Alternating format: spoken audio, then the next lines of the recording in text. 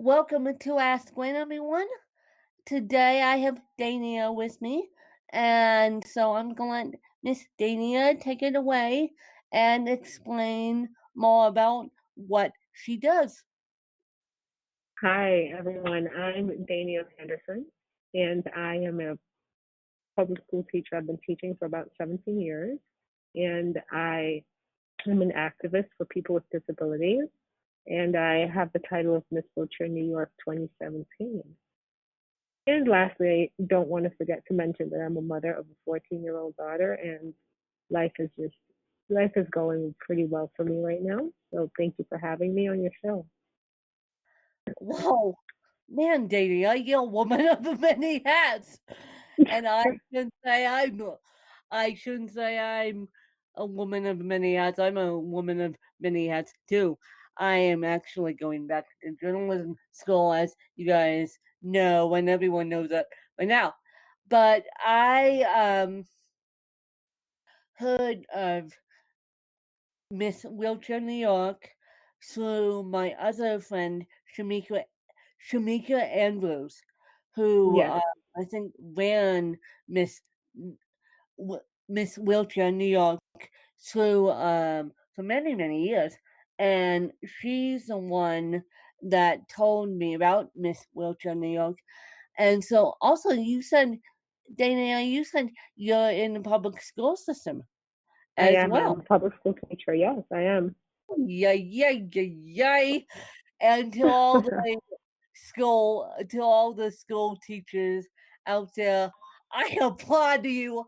I applaud you. I left my position as a teacher. Actually, the how it went was the pandemic kicked me out, and so I am never so happy to be kicked out of the school system, because the school system is a little bit tough right now due to everything that's going on. I would say that the school system has been tough for the 17 years that I've been in the school system. And funny enough for me, I think the pandemic was a nice relief from being in that brick and mortar building. And working from home has been challenging, but it has been a learning experience for me, one that I Oh yeah. appreciated greatly. Um, Oh yes. The pandemic the pandemic launched me into, I don't know, cyberspace when it came to content creation. Everyone wants to be on my podcast, which is a wonderful feeling. But I'm like, okay. There's a higher yeah. power that didn't give me the word retirement. He didn't put the word retirement in my vocab. I was supposed to get kicked out, reorganize my life. No, I got kicked out in the middle of the airport, and then I went full fledged into content creation. Oh, okay. So, That so that seems like a pretty smooth transition, or you make it seem like a smooth I like a smooth transition. no, I got by it's so funny because I was coming home from a podcasting convention in Orlando, Florida. By and I remember, jeez, I remember getting on the plane with help, obviously, because I have a cerebral palsy. Hmm. And I remember getting on the plane, and in the middle of the flight, I remember bursting into tears because something told me, when you get home, you won't have a job. Wow. So by the time I got to Chicago International Airport Hmm. on the morning of March 9th, about 10 o'clock in the morning, I was making a decision to kick myself into full time content creation mode. Wow. Yeah, because Like almost like a split second decision that you had to make. You rewrite your whole life. I literally had to figure out my own life in middle middle of Chicago International Airport. That was a fun one. That was a fun one. No, but it's a split second decision. So for those of you who are going back into the teaching field, God bless you. Mhm. And for those of you who are doing distance learning, also God bless you because distance learning is a hell of a lot on um, teachers and students. And And it's not so, for everyone. Not every child thrives no, in a distance learning no, environment. no, no, no, no, no, And we're no. finding that a lot of our kids with IEPs are struggling with the distance learning. The in-person instruction works better for them. So we I have our work cut out for us, in I terms of was meeting just those about to needs. say that. I was just about to say that, Diana, because um, I am a Yeah. special I know ed it's Dania, sweetheart. Dayniah.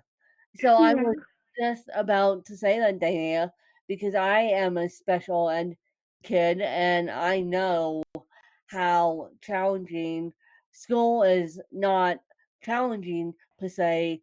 It's just asking for extra help. And when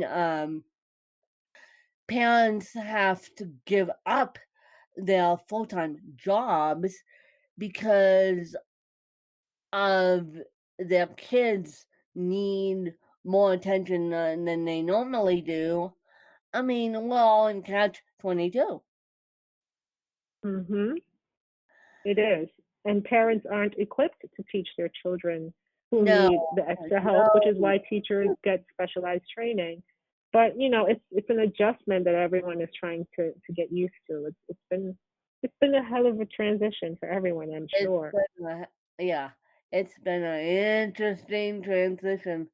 It's been an interesting transition.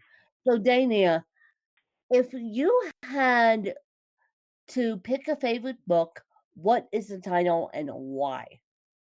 Pick a favorite book. Um, that's a good question because I read so many books. I can talk maybe about a book that I've recently read. Yep. I don't think that I have a favorite book because I do read a lot, so I can't really narrow it down to a favorite book. Um, but I recently read a book by Sarah Jakes called "Don't Settle for Safe," and I think it's one of the best books I've read recently because I feel like it's helped me to grow in my perspective about my life and some of the choices that I've made that I haven't been so pleased with the outcomes. And that book kind of helped me to get to a place of forgiving myself and understanding that I made the decisions based on the knowledge that I had at the time. And that's been really helpful in getting me to move forward and feeling empowered to make better decisions in the future. So yeah, that's one of the books that it's on my top 10 right now. On my top 10 right now.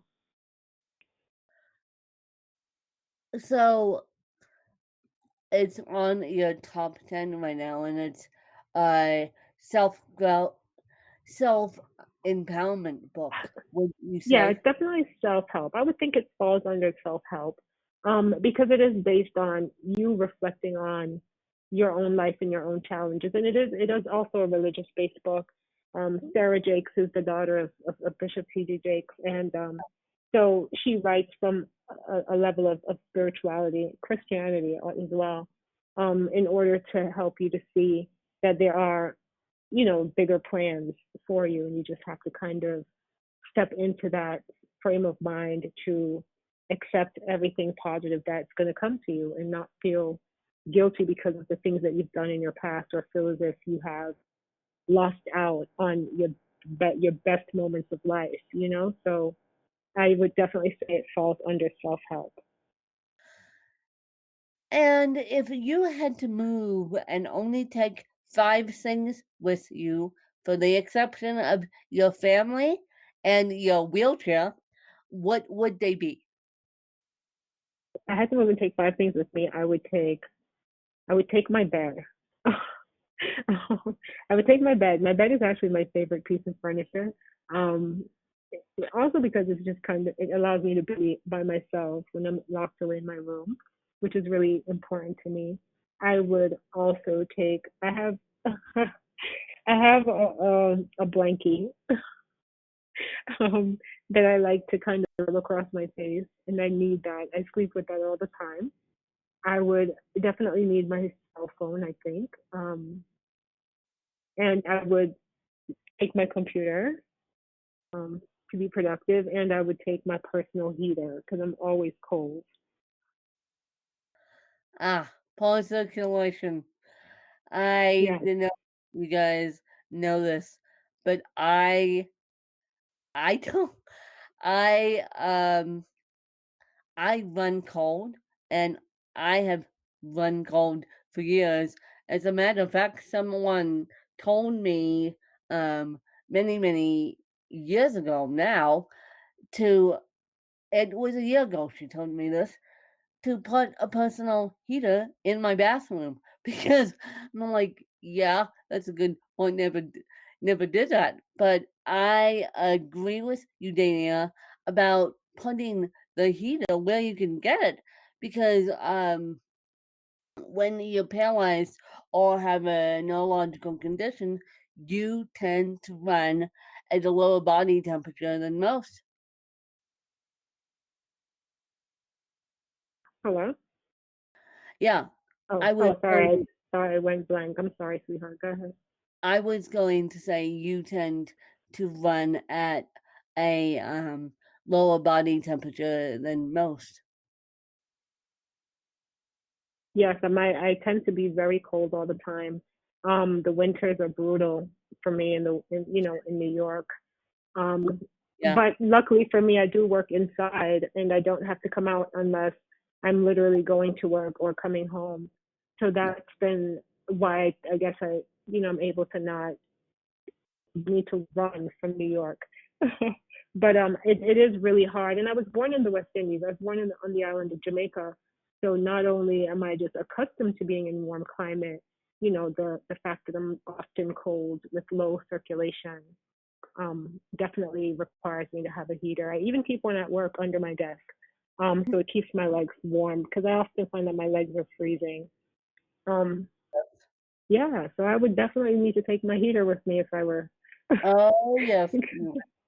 And so, if your best friend had to write a book about you, what would the title be? My best friend had to write a book about me. The title would probably be um, Spirit Over Flesh. And I didn't make that up actually. I did have a friend who kept saying that my spirit seems to, surpass what my flesh is able to do. And I think it would be a fitting title because I don't hold myself. Um, I'm not bound. I'm physically bound to a wheelchair in the sense of I'm reliant on it. I depend on it for mobility, but I've never let it stop me from doing the things that I want to do. And I've had lots of instances of people trying to kind of dictate what I'm capable of doing, and that's because they see just the flesh. But in my mind, I'm not bound at all to my wheelchair. It's just something that I need to get around, just like everyone else. Now, I've had people judge me over the years, and it finally got to the point where my family, and this is public knowledge, my family came in on June 23rd, 2019, and emotionally abused me. Emotionally Really? abused me because they, 1 month after my dad died, they didn't believe that I was actually functioning. They, didn't believe that my stepmom was truly my stepmom, and even though she wasn't married to my dad at the time they were gonna get married, but there's a long story into why that didn't happen. And so my step family came out on the weekend of June 22nd, 2019, started emotionally abusing me on the on Friday, June 21st, and I was put in a predicament of emotional abuse starting on June 21st, and then by the time it got to June 23rd, I had a aide living with me. I had my stepsister, I had my stepmom witness the whole thing. The aide was, I'm about to say, 10 feet away from me. And when my family closed the door, they literally closed the door on me, and I had to back up towards my sink enough so that they couldn't get to me. And of course, my aide heard the whole thing. My mom was upstairs in a shower. My stepsister was a floor below her, and thank God that 3 witnesses were here, and it was so funny. Well, it was not funny. It was sad. Tragically funny. Hmm. Um, when all of us reported it to Adult Protective Services because I told a counselor that she asked me, "Oh, do you feel safe at home?" And I said, "Yes, I do, but this is what went on." The next thing I know, we're getting all 3 of us, including me, are getting pulled into um, Adult Protective Services. And what ended up happening is all 3 of us, my aide, my stepmom, myself, and my stepsister give the same story. When they call my abuser, when the Aspen, Colorado cops call my abuser and my aunt, who my other aunt who witnessed the abuser abusing me, the abuser goes, "So, what did I do wrong? I did nothing wrong." Oh And my gosh. yeah, and the cop and the adult protective services person who were both on the phone go, "Well, yes, you did, and only because you guys on international waters is wins not pressing charges against you." And so, yeah, but yeah, it scared me after this. And yesterday, March 20 July 23rd, I decided to release everything against them. I have no contacts with my family anymore, and my family knows what happened. They know not to touch me. They know not to do anything, but I find it hilarious that my abuser goes, "I didn't do anything wrong," to a cop and to Adult Protective Services. Yeah, it's sad, but I think there's a big misconception there that people think that families are going to be your biggest protectors and your biggest Oh, supporters, and I find it actually right. very contrary to the truth. Not Um, m Not my family. My family would, leave me to die. practically, it's my aides and my stepmom who who are taking care of me. It's my aides and my stepmom, and it will be my stepsister, um, anything were to happen to my stepmom. And so, by unpopular belief, gee, it's, here I was thinking, "Oh, my family won't abuse me." Oh, yeah, right. They wanted in. They 1 month after my dad died, and they had just lost, their sister. It's gonna be 10 years in August that they lost her, and so 10 years from my dad dying, backwards 10 years, they lost their sister in 2010, which, my mother was my biggest protector, my father was too, and so when, they came in and abused me, my world got shocked. My world got turned upside down. Mhm. Because you don't anticipate it. It's almost like you're putting your trust and you're You putting your don't trust in something that falls anticipate apart, it. and it's hard to wrap your brain around that. It's hard to wrap your brain around it. I agree with you. And what I've come to find out is when people start abusing other people.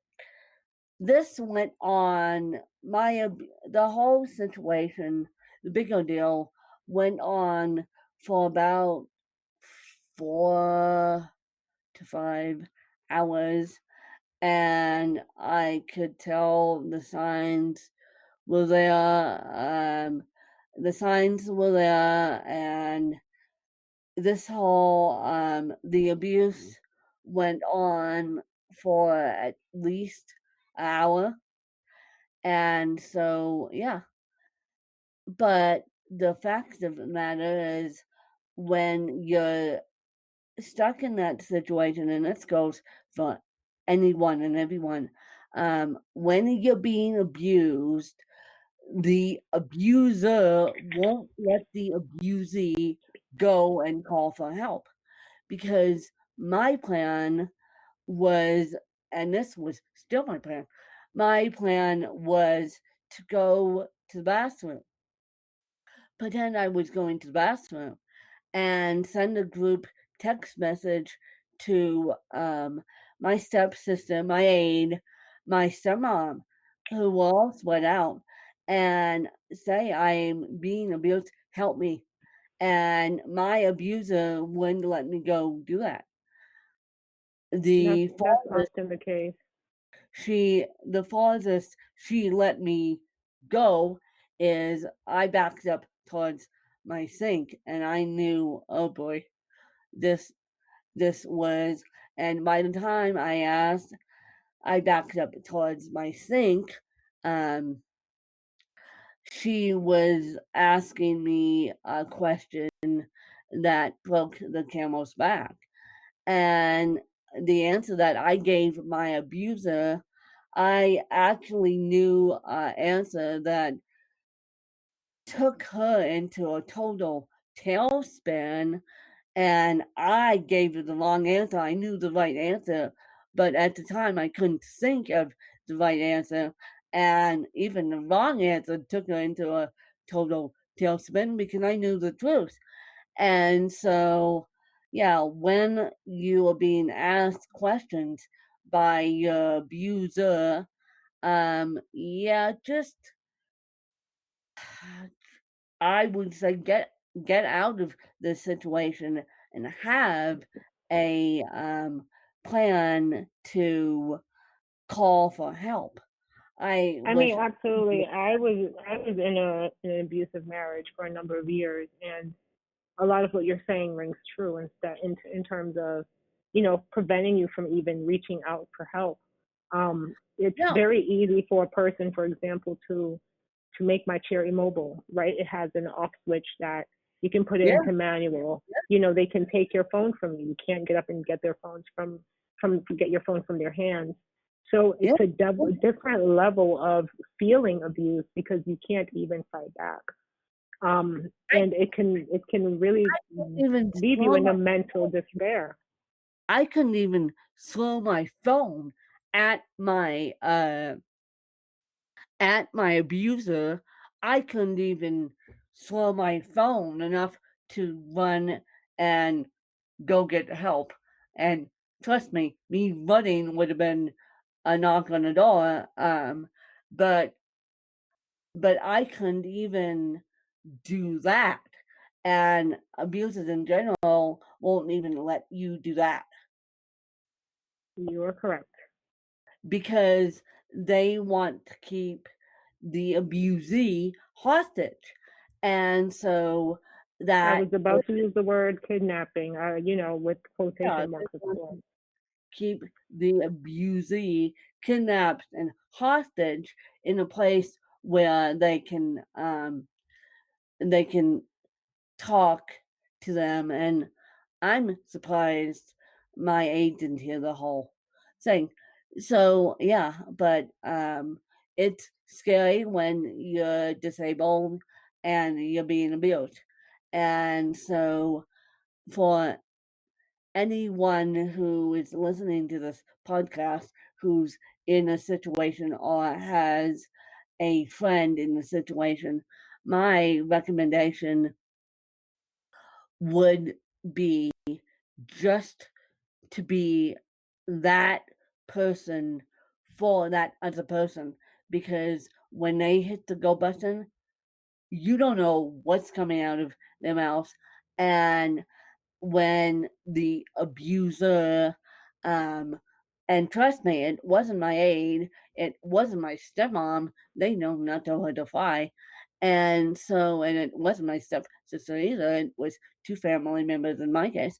And the one family member who was a witness to all this um, fed off what the abuser was saying, fed off Yeah. the abuser was saying. Two, I had one main abuser and one witness.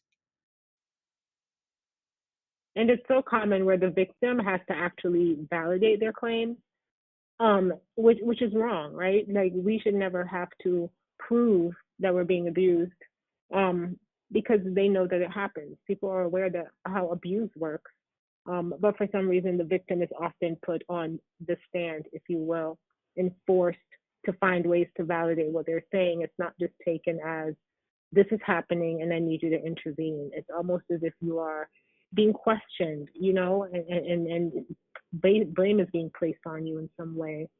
So I do understand how that is. Yeah. And and I know that my abuser would blame me for being disabled. And Yes. I all I did was tr- all I did was try and try and get help. And thank God that my aide was there. And my aide at the time, all my aides are sharp as a tack, and they know me inside and out. And so if that happens again, I have a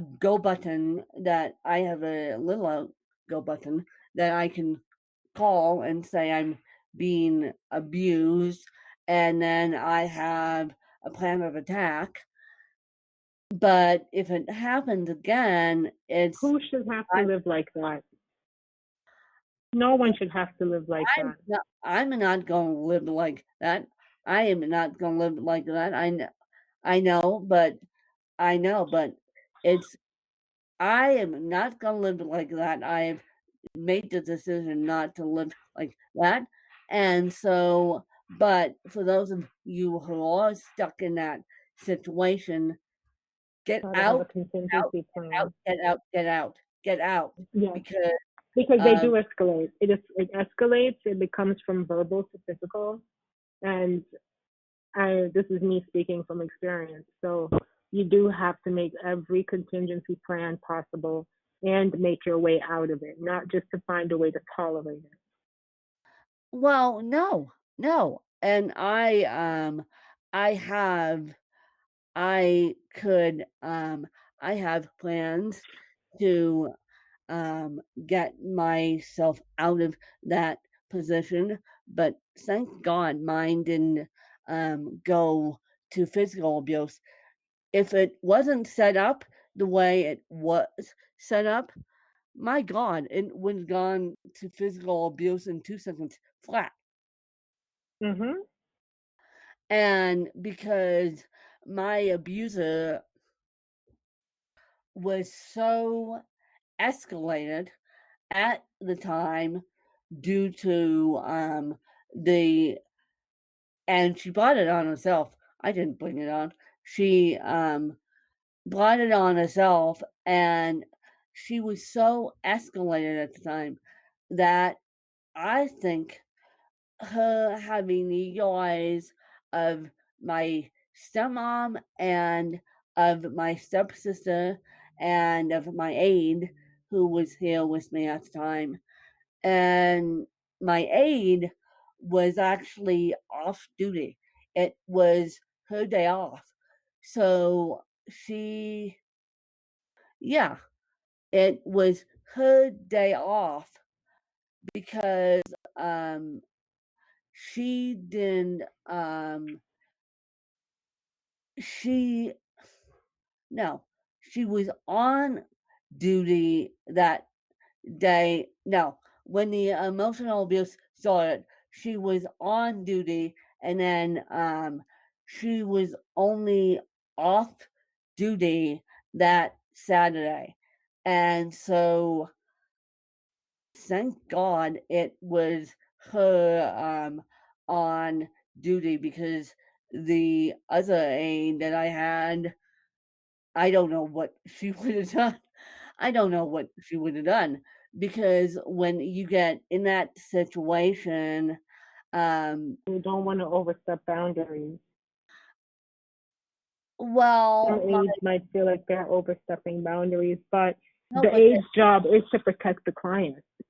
the aides the aide's job is to protect the client, and the luckily my aide was strong enough to know that this was emotional abuse, and luckily my aide was strong enough to be a witness and help me report it and help me get over it. But God I bless her. don't know what my other aide would have done if she was on duty with me. She would have probably ran the other direction due to um she didn't speak English either. So we had the cultural barrier and yeah, but the way it all planned out, it but my advice would be get out of that situation. Now, Dana, I know you have questions for me, and I'm gonna let you ask those questions. I know that I did send you some questions, but I don't even remember where they are now because I never got the responses sent to me. But I did have a follow-up question about your new podcasting versus teaching. And my question in that is, would you go back to teaching and leave podcasting altogether if you had the option? Basically, which one do you think that you enjoy more, and which one do you think that you have a better chance of making a bigger impact? Podcasting, podcasting, podcasting, podcasting, podcasting. One word, podcasting. I don't I can't go back to education. I don't think it's safe for me to go back to education. I don't think I have cerebral palsy, as you guys know, and the fact of the matter is the CDC um, put me on a list at the beginning of this pandemic. They put cerebral palsy on the list of higher percentage of getting COVID, and so I you cannot pay me to go back to education. You cannot, Even if there were no COVID? even if even now, if there were COVID, you cannot pay me to go back to education. Education is stressful, number one, and it's you cannot pay me to go back to education, and you could not pay me to go back into education. It would only have to be online education that I would teach from a computer. And no, I wanted out of education, and I should have left. I should have, looking back on it, I should have left in 2010 and never turned back. I My goal was when my dad got diagnosed with lung cancer. My goal was to spend as much time with him as I could have, but that didn't work out because he passed away. But my ultimate goal, I was supposed to move. I was supposed to move twice now. I've been told you got to move, and then once was my option, and then the other time wasn't my option. I was put in a position where my family wanted me to move and move physically out of state, and it was a whole big deal.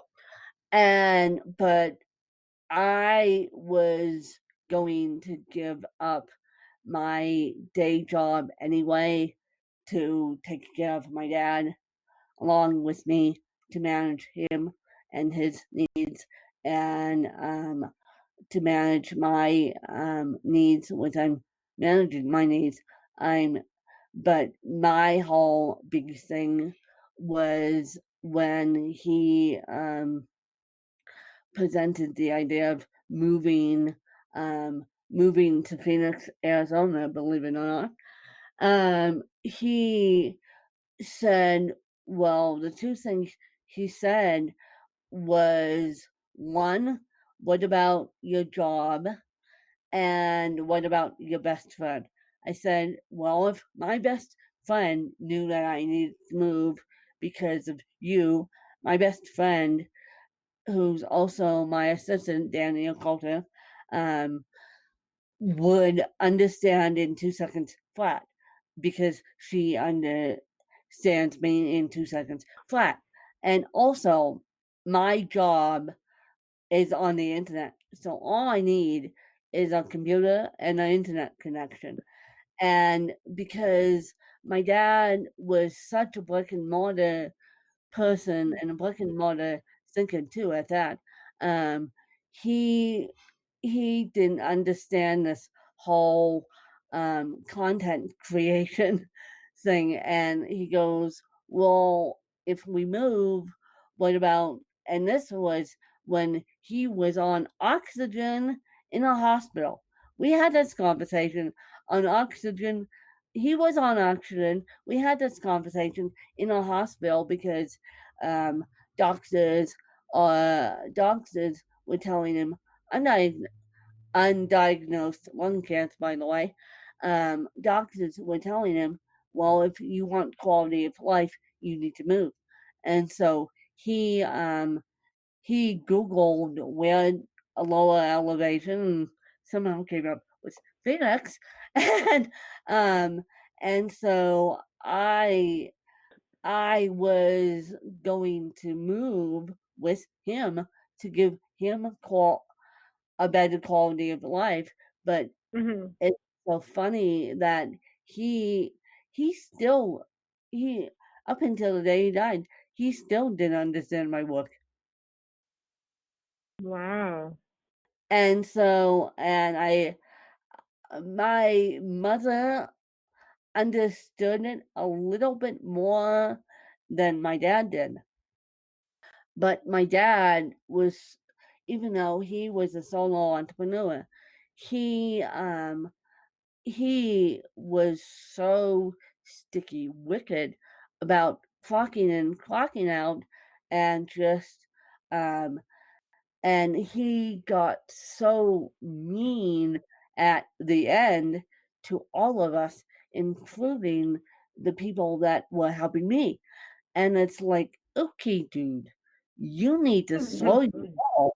And so I think that the content creation that I'm doing now is unbelievably successful. I have impacted the world. I have met so many wonderful people through content creation, through my work in the multi-level marketing space, through my work as a journalist, and that's where I'm sticking. Nice. Very nice. It's really So nice. where can people find you? Where can people get a hold of you if they choose to do so? Well, I am on social media. I'm on Facebook and Instagram and Twitter, and I use my name, Dayniah Manderson. Except on Instagram, they cut the last N off of the N of my last name. But I'm very easy to find. I have a website that I've recently launched. I'm trying my hand at podcasting as well, which is kind of why I asked you that question. And it's dayniahmanderson.com. Very simple, I would say. And what you'll find there is just my writing and things that I've spoken about, and also some tutoring services that I'm offering. So it's really exciting to launch that website, and I'm trying to slowly make my way out of the Department of Education. I have a lawsuit with them for discrimination in accessibility, and it's made it a little bit harder to work for them. Just the idea that there's soft retaliation and Yeah, harassment that might happen, and I don't want to work in a hostile work environment. no, So I'm trying to branch out into other things. I'm an aspiring writer. Uh, and my writing is going pretty well. I've been featured in USA Today. So I'm hoping to do more of that as I slowly make my way out. I only have about 7 years left in the DOE, but I don't know if we're going to get to the end of that just because of the way that it's feeling right now. the way and as I said, every teacher um, who wants to get out of the education field, let's talk. Let's talk privately because I have ideas. I have ideas that, and trust me, I have made it my mission this this school year, in particularly, to stand in the silence of teachers, and stand in the silence and be there for teachers who are in the battlefield, including Diana. And so I truly applaud you guys. I know it's gonna be a battle. It's gonna be a battle and a half. I mean, I just it's gonna be a battle of the wills. And so if you guys need me, you guys know where to find me. You guys just call me. Lily, call me. Pick up the phone and call me. And then we'll make it work. We'll make it work. And I, I I'll, will I'll be definitely reaching out because I, I I, I, I feel know you will. inspired. Yeah, you because will. you left and you don't sound like you want to go back, and No, that's no, the I don't breath of want fresh to air go to back. hear. Yeah. No, I don't want to go back. Don't make me go back. Yeah, don't. And I also think I lost my job, and I haven't told anyone this yet, but in the next couple of weeks, I'm going to make a huge announcement as to why I think I lost my job too. It had definitely something to do with the pandemic, but it also had something to do with something else, which makes me very, very sad. Um, that and that's the reason why I don't want to go back. And so that's the reason why I am staying away from education. But I appreciate you guys listening, and I appreciate your support. And hopefully, you enjoyed another fabulous episode. And I will catch you guys next time, and we'll just carry on, you guys. Thanks, you guys. All right, guys. Thanks for listening.